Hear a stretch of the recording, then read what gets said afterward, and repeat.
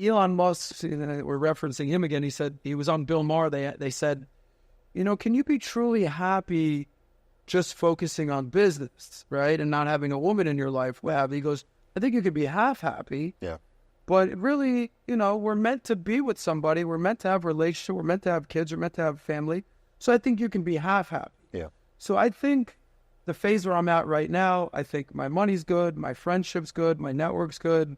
I'm very vocal. Like, I was briefly married at one point in my life. Yeah. I've heard the story. But at this point, I'm looking for who I think would be an ideal wife. And I know that you're going through this process For sure. right now. Yeah. But there's the conversation. Do I want to get married? Do I not want to get married? Do I want the government involved? Do I not want the government involved? All valid questions. Yeah. But I'm fully convinced that I want to be a father. Sure. Be a family man. Yeah. So I'm just building myself up right now. So, I'll be in my early to mid 40s by the time this happens. Sure. But that's my vision for my life. So I hear that. I'm always going to be doing the money thing and having purpose and vision.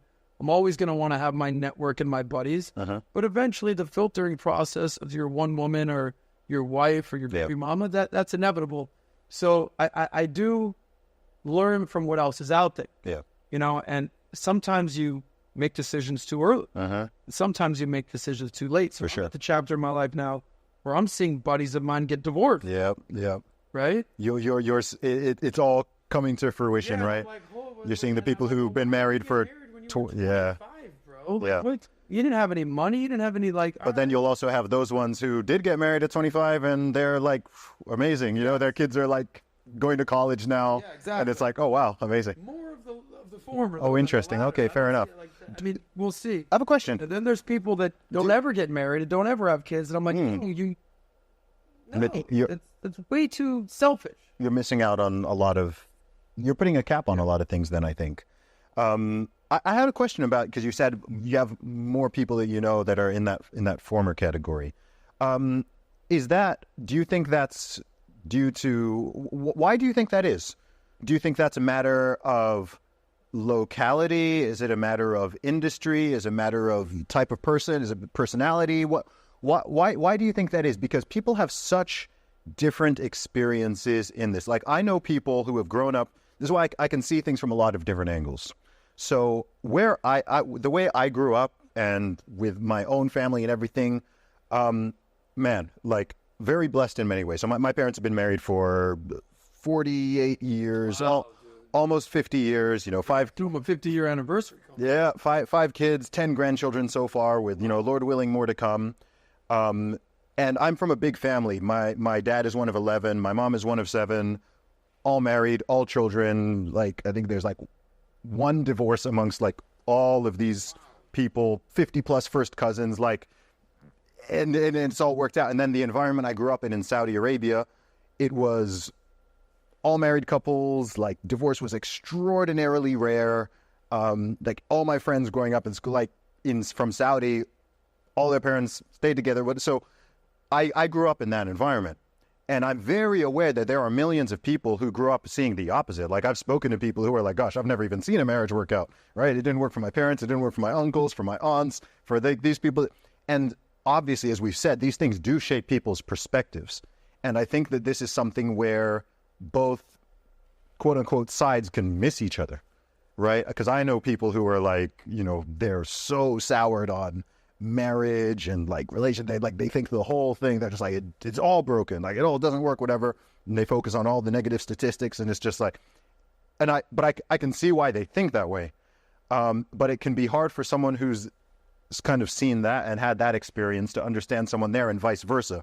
On the flip side, you have people who have grown up in a situation more like mine, and maybe they're not quite as empathetic, or they only relate to people who are also in those circles, so they don't get why anyone would have a negative view on marriage, or even be concerned about divorce, or even right, like it's all very foreign to them in both directions. And there's a lot of conversations going on right now about gender dynamics, about the modern men and modern women and the challenges and marriage and divorce and children and the risks and the benefits and the pros and the cons. You're seeing it from all angles. It's a bit messy, but I think actually overall that it's good. that all of these conversations are happening and people can share their different perspectives, and you can hear from the people who, man, it just really, really went terribly for them, and they can share their stories. But you can also hear from like people who are super happy with it all and like, yeah, like do it. It was amazing. Get married, have children. Like, you've just got all the different stories out there. So coming back to what I was initially asking is, in your honest and humble opinion of those different situations, what have you learned from that you're like, okay, this is something I will do, this is something maybe I need to be careful of? Like, where do you think that is? Because I think there's millions of men out there who are wondering, like, what have I noticed about marriage and staying together? Yeah, so just from the people you've seen and your experiences. I think to revisit the Instagram thing that we talked about, the world has changed. Yes. Since, whether you call it Facebook or whether you call it Instagram, let's just say 2010. Okay. What year do you want to kind of put this schism, whatever it is? Yeah. I don't know. What year would you say? I would say it's, that's a great question. Yeah.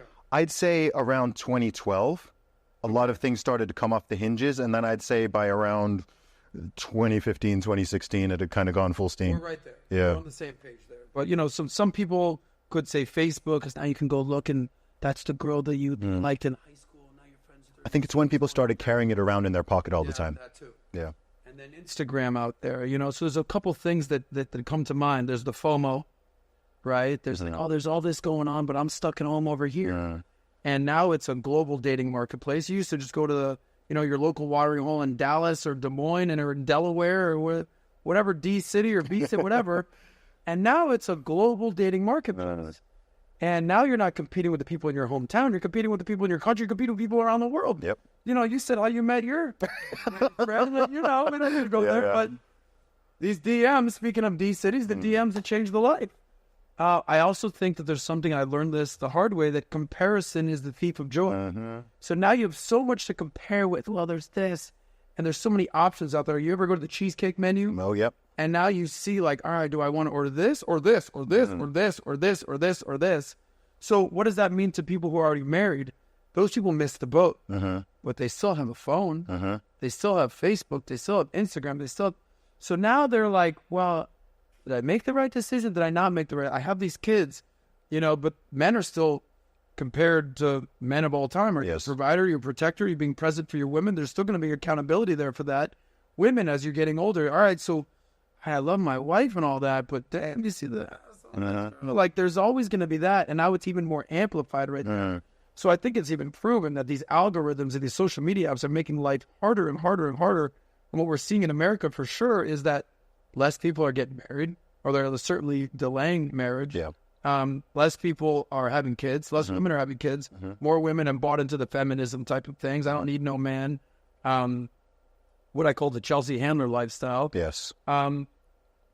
The few percentage of dudes that can be that dude that like makes money, has a lot of chicks, hypergamy. Yes. They're going to, reap the benefits of getting all the money and all the women and all the views and all the clicks.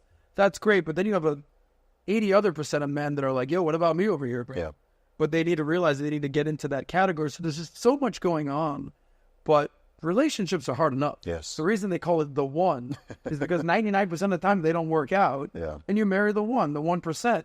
But now you throw in social media and you throw in algorithms and you throw in a global dating marketplace. There's so much competition out there. Like, competition is supposed to be good. That's capitalism, options. But now there's so many options and there's so much stuff going on that I think it's hard to be satisfied in the current situation that you're in. But even if you're kind of satisfied in whatever situation you're in, you can always be like, well, let's roll the dice and see what else is out there. So I think it's more complicated than ever. But one thing that kind of rest assured about, at least for a man out there, is that you don't want to have multiple baby mamas. Yep. I assume that's not a good thing for most people. Not an aspiration. You want to have kids. So you use that as a general framework, and then you let the rest kind of be figured out along the way. But it's not easy.